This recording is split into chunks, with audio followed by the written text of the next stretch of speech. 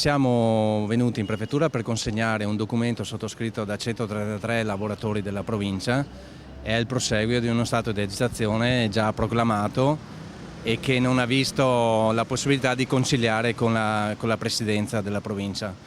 Noi denunciamo una grave situazione che mette a rischio i servizi ai cittadini,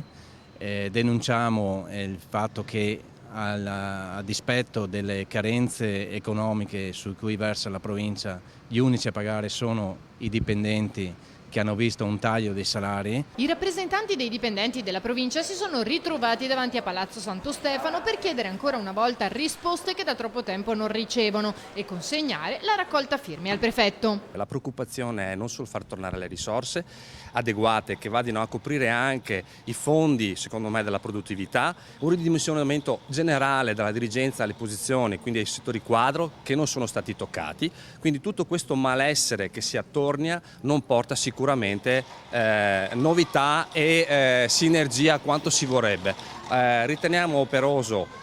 ora più che mai riportare queste firme e depositarle al prefetto. Oramai da 2 anni che abbiamo una questione aperta con l'amministrazione rispetto proprio al ripristino anche delle corrette relazioni sindacali, nel senso che con difficoltà riusciamo ad avere dei colloqui